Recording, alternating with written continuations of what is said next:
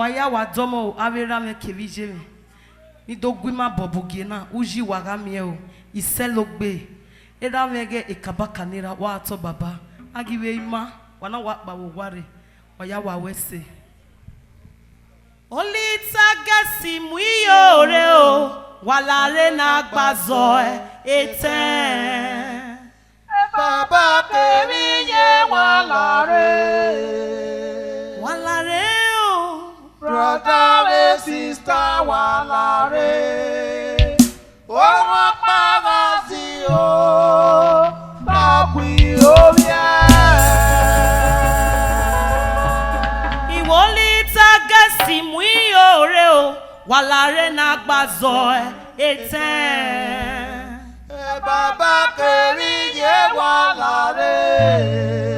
Walare o. Brother and sister walare. Oro pagasi o. Tapui o bien. Olita gesi muiyore o. Walare na gbazo eten. Baba kemiye walare. Walare o. Brother and sister walare. Iyo. Oro pagasi o. Tapui o bien. Olita gesi muiyore o. Walare na gbazo eten. Baba kemiye walare. Ose ponera me. Brother and sister walare. Iyo. Oro pagasi o. Tapui o bien. Dr. Agbapa megenera me. Ìrànà mú tí a pàtàkì, ìrànà mú tí a gbàgbàgbà, lóyà rẹ̀ mọ́. Uyàwó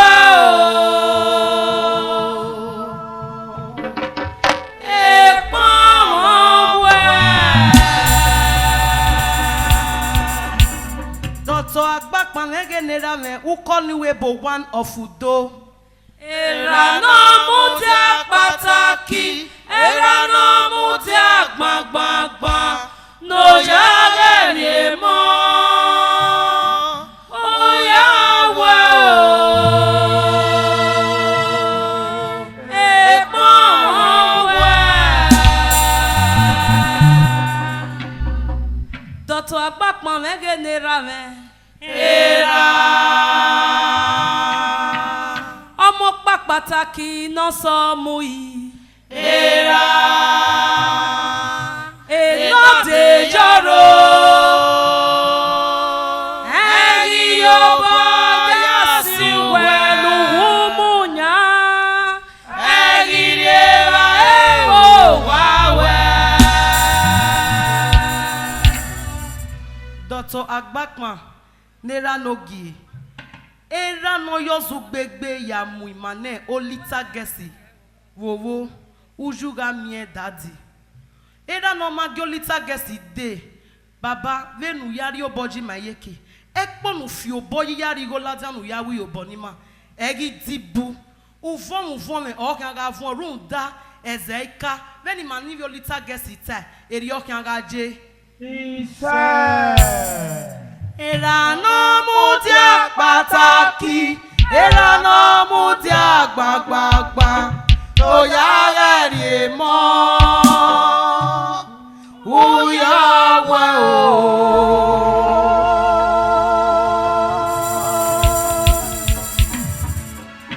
Ẹ̀pọ̀n wẹ̀.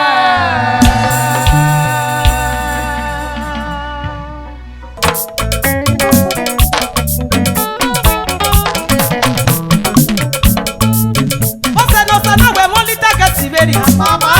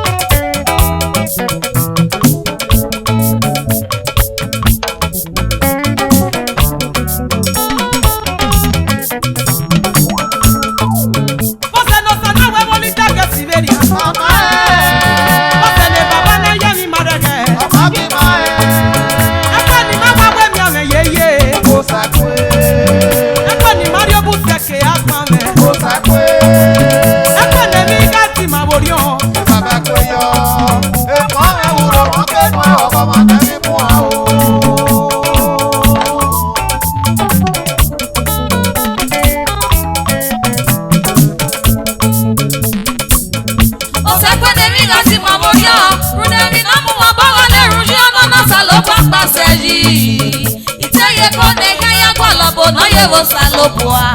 Igi seko salobo na gbonya tuti ogo wa negi buwa o.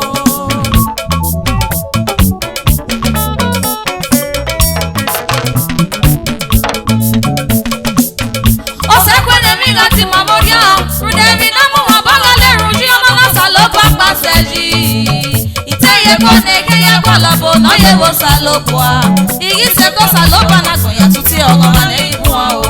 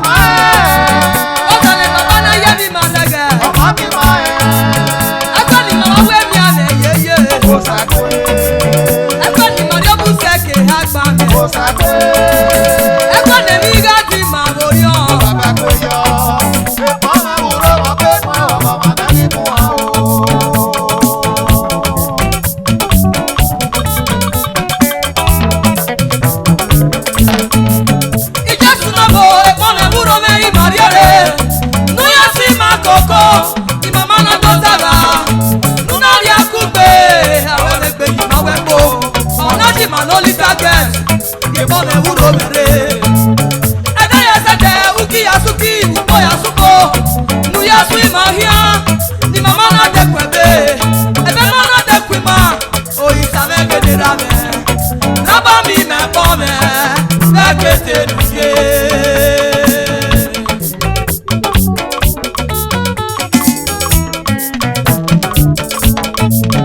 Ebome wuro me imariere.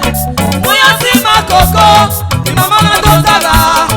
Nunari akugbe awele gbe ni mawebo. Onaji manolita get.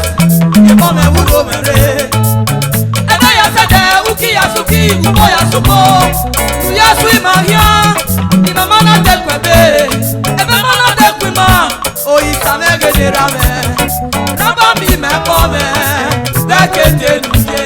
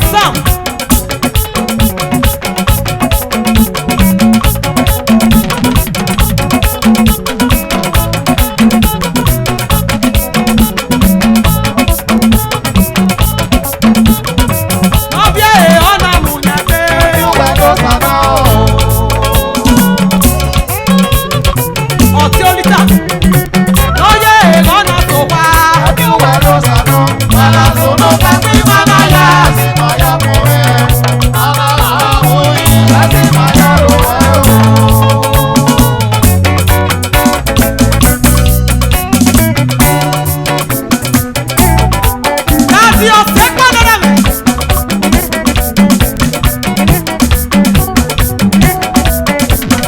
Wàdé bá mẹ́kọ̀ọ́ mi Jésù. Wàdé bá mẹ́kọ̀ọ́ mi Jésù.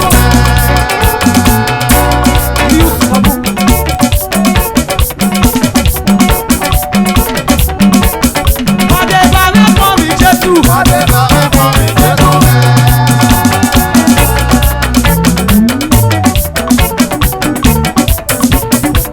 Òyìnbó ti yànnà mo sàkíyè. Ìwàyà ẹ̀jẹ̀ sàwáì. Iye wàdé bá mẹ́kọ̀ọ́ mi Jésù. Wàdé bá mẹ́kọ̀ọ́ mi Jésù.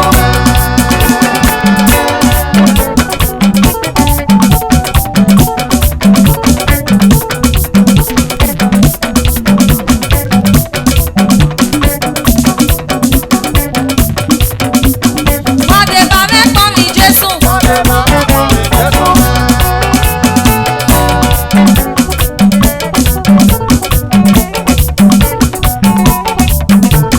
Wàdé bá mẹ́kọ̀ọ́ mi Jésù. Wàdé bá mẹ́kọ̀ọ́ mi Jésù.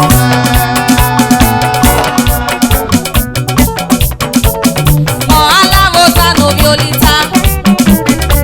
Obi obi tó kọ̀màdó. Wàdé bá mẹ́kọ̀ọ́ mi Jésù. Wàdé bá mẹ́kọ̀ọ́ mi Jésù.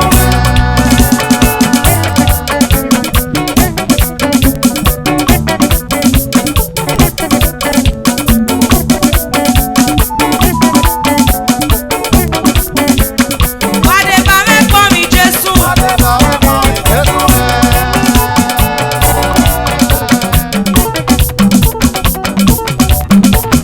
Wàdé bá mẹ́kọ̀ọ́ mi Jésù. Wàdé bá mẹ́kọ̀ọ́ mi Jésù.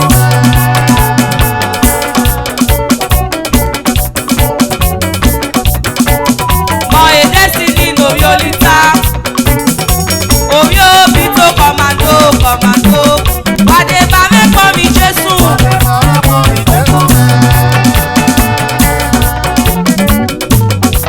Nice. Ah. Great Olita boys. Ọ̀nà yọmọ kéèké.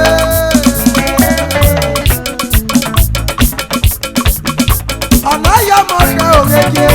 Olita boys o. Ọ̀nà yọmọ kéèké. Wàwé so.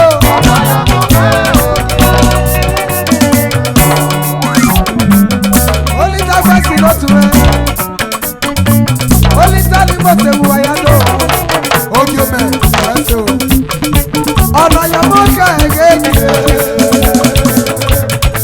Ọ̀nà Olita boys yé mọ yà kẹ́. Tọ̀tọ̀ àgbàgbà lórí Olita. Ọ̀nà oyè mọ̀kẹ́. Olita oyè. Oyè. Ọ̀nà yọmọ kéèké. Tọ̀tọ̀ àgbàgbà lórí Olita. Ukwe gbọ́dọ̀ ukwe ibu ẹ. Ukwe nuga kpọmọ náà yìí sí. Oge omenege lera mẹ. Ukwe gbọ́dọ̀ ukwe ibu ẹ. Amadi nẹ n'oge lera. Ukwe gbọ́dọ̀ ukwe ibu ẹ. Ọ̀nà yọmọkẹ oge ejire. Olita boys. Ọ̀nà yọmọkẹ oge ejire. Bàbá ṣe o. Olita boys lóge.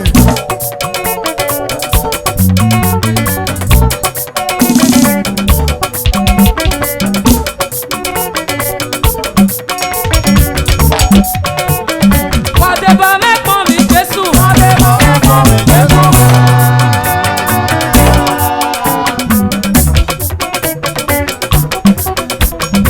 Mọ̀ ẹ̀sọ́ ẹ̀ ló bí ẹ̀ bọ̀ kù. Lọ́yẹ̀ ṣe bíláàkì àdùnmọ́. Wàdé bá mẹ́kọ̀ọ́ mi Jésù. Wàdé bá mẹ́kọ̀ọ́ mi Jésù.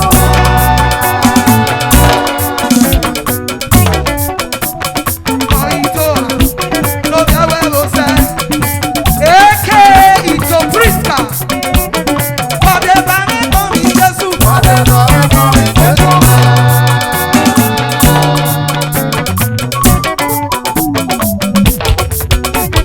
Wàdé bá mẹ́kọ̀ọ́ mi Jésù. Wàdé bá mẹ́kọ̀ọ́ mi Jésù.